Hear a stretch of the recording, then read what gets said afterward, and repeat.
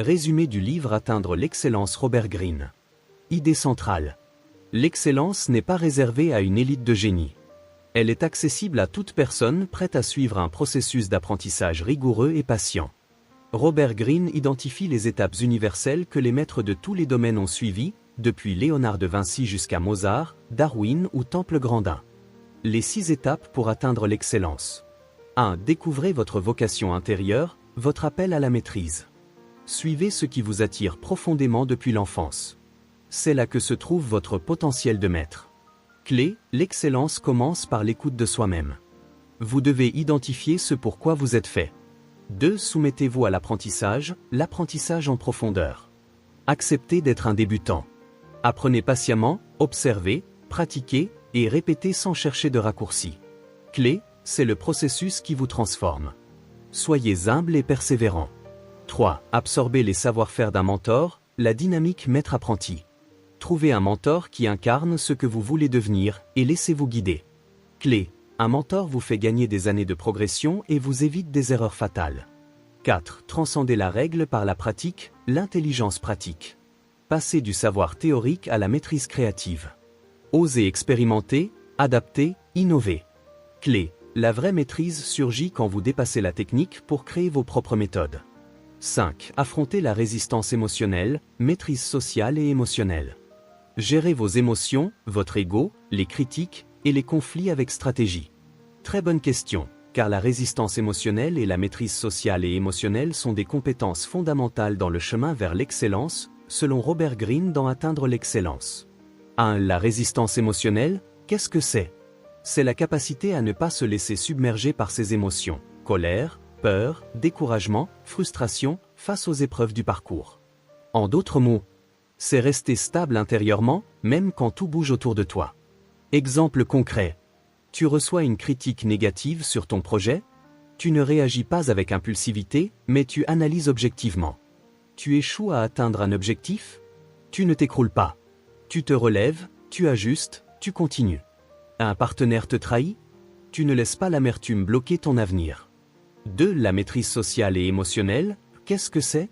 C'est savoir gérer ses émotions et celles des autres pour interagir intelligemment dans un environnement humain complexe. Travail, famille, leadership. En d'autres mots, c'est l'intelligence émotionnelle appliquée à la vie réelle, lire les autres, se contrôler, influencer sans manipuler. Exemple concret. Tu sais garder ton calme dans une réunion tendue. Tu comprends les émotions cachées derrière les mots de ton interlocuteur. Tu t'exprimes avec assertivité, ni passif, ni agressif. Tu influences avec empathie, pas par la force. Pourquoi c'est essentiel pour atteindre l'excellence? Parce que les compétences techniques seules ne suffisent pas. Tu seras confronté à et des critiques, et des doutes internes, et des conflits humains, et des rejets, et des jalousies. Et ce n'est pas le plus fort ou le plus intelligent qui réussit, mais celui qui reste maître de lui-même dans la tempête. Clé, l'excellence implique une maîtrise intérieure autant qu'extérieure.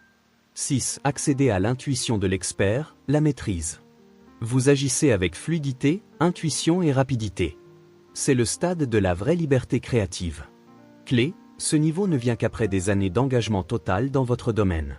Exercice pratique de notre chaîne YouTube L'Art de Réussir. Dans cette vidéo, découvre comment passer d'un simple passionné à un véritable maître dans ton domaine grâce au livre Atteindre l'excellence de Robert Greene. Exercice 1. Trouver sa vocation. Objectif, identifier son domaine de génie naturel. Prends une feuille et divise-la en 2 colonnes. Aux colonnes 1, qu'est-ce qui m'a toujours passionné depuis l'enfance? Aux colonnes 2, dans quoi suis-je naturellement doué? Et entoure les 2 ou 3 domaines communs. Très chers abonnés, prière partagez votre vocation en commentaire. Exercice 2, plan d'apprentissage. Objectif, créer son plan de maîtrise sur 3 ans. Choisis un domaine. Et liste les compétences clés à acquérir.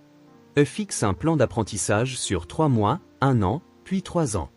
Exercice 3, trouver un mentor. Objectif, accélérer l'apprentissage avec un guide.